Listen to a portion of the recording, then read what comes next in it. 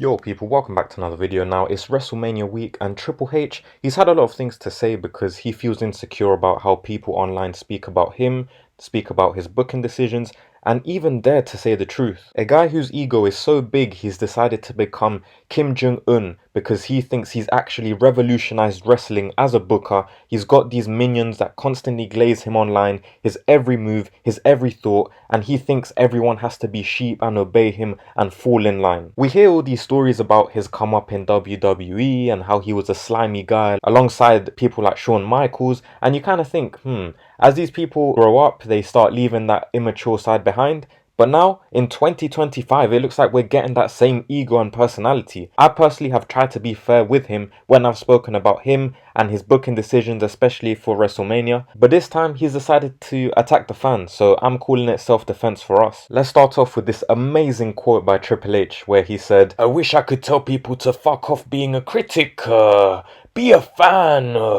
In other words, glaze me and the product or shut your mouth. Turn your brain off and consume these extortionate prices to attend the shows, to buy the merch, and be a good boy or be a good girl and sit there and watch our product. Yeet like a bot, say woe to Cody's theme song, and say fiend during the breaks. Those are your three cues. This is exactly what people like Kevin Feige, Kathleen Kennedy, Disney, all these big companies and franchises that have been ruining themselves wish they could tell the fans. But these people aren't as stupid as Triple H to actually say it. When will these companies understand? People only criticize bookings and decisions and storylines because they want the product to improve. Yes, you can't please everyone all the time, we understand that, but this Mania build is barely pleasing anyone.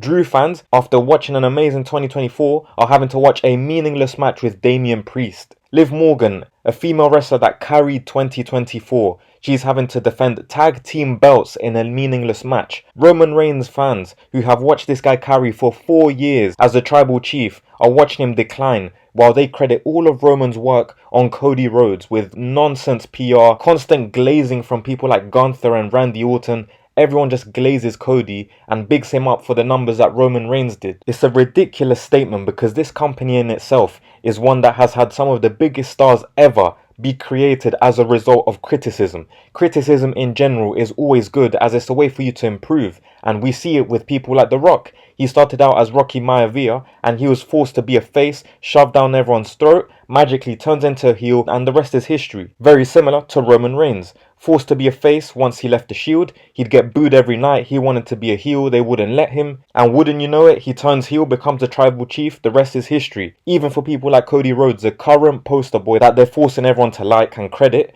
the fans didn't care for him as dashing Cody Rhodes or as Stardust. He understood the criticism, he left, rebranded, came back as the American Nightmare. Another quote that this guy said, "The internet is not real life," where he was basically saying that the internet and online criticism of WWE doesn't reflect how the WWE audience feels, which is one of the most stupid statements I think he's said. He's the same person that's hiring Logan Paul to wrestle and force that garbage onto us. We don't want to watch Logan Paul. He even handed him the US title reign ahead of most wrestlers that have never even touched one title in their life. He has Speed show up to the actual Royal Rumble and has special guests show up on weekly occasions just so the cameras can pan on them and the company can get buzz online. Let's not forget, when Speed got speared by Bron Breakker at the Royal Rumble, the company was glazing itself about the amount of views and likes that the clips was getting on YouTube and social media. Even for John Cena's heel turn, they glazed the views, the likes, etc. Whenever there's a big moment, they always turn to,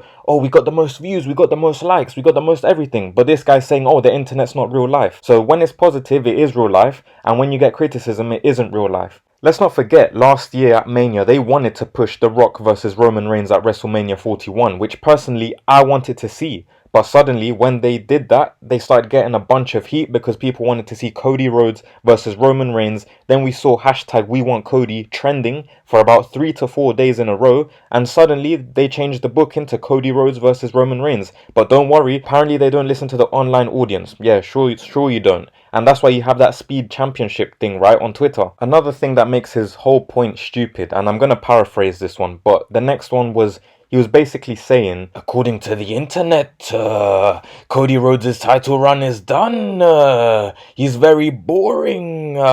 Yet we do all these live shows and everyone chants for him. Again, he's so out of touch from logic and from common sense. You got millions of people at home not happy with the product, but because 15k people a week are glazing the product in person, you're trying to discredit the millions of people at home. Everyone at home must be incorrect because they're not in the audience. Let's not forget, by the way, that this audience doesn't even know what they're doing most of the times. The last few weeks in Europe, we were getting Bianca Belair getting booed for no reason. They chant through people's promos. They don't let them cut promos. They're just there to have a party, to have a fun time. They don't actually care because they're probably bored from what they're actually seeing. I want to say like 2 weeks ago, Jey was trying to do the serious promo after Jimmy got busted open by Gunther, and during his promo he was telling the fans not to yeet. He was telling them to be quiet, and he was there talking about, my brother's in the hospital, yeet. He needed 15 stitches, yeet. My mum was crying, yeet. Like, what are you doing? Let the guy do his promo. He's trying to be serious. The fans in the arena are just sabotaging this guy because they want to be part of something. The third quote, and these are the 3 strikes and Triple H is out, but our business is set up to where if you're a fan, there's no explanation needed. If you're not a fan, there's no explanation that will do.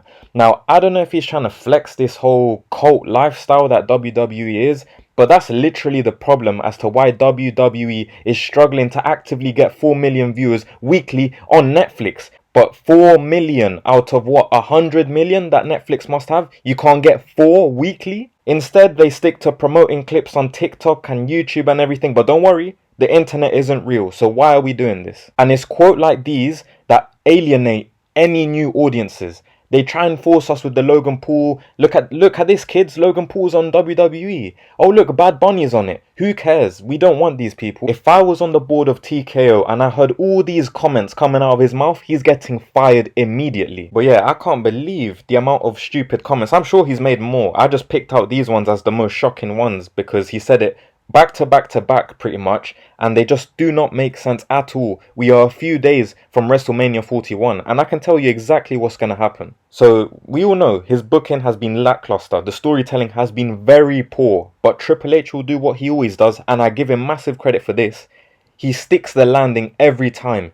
Even when he shouldn't, he just finds a way to do it. He knows how to do these plot twists and these shocking moments. There's no denying it. He's got that experience and he puts that experience into the stories. However, getting there is the main issue, and because the shocking moments and everything overshadows everything else, people now pretend that everything's been good the whole way when it hasn't been. Triple H is that one kid in school that he would just magically know the answer to the maths question without doing the actual calculations. Triple H is that guy, he knows what destination he's going to, but he just doesn't know what journey he wants to take us on. He needs to do these bookings with actual writers. If anything, they do all the hard work and they pitch all the ideas to Triple H, and then he can pick the best one, or he can tell them what he's going for in terms of the story and they write everything out for him. But he cannot keep doing this by himself and then doing this whole ego boost arrogance thing that just backfires and makes him look bad. But yeah, let me know what you make of these Triple H comments. Are you looking forward to WrestleMania 41? Has it been lackluster? All of that stuff. Which match are you looking forward to the most in particular? Who do you think has been doing really well on the Triple H, really bad on the Triple H? Anything that you want to say, let me know. As always, I'd appreciate if you could like the video, sub to the channel, and thank you for your time.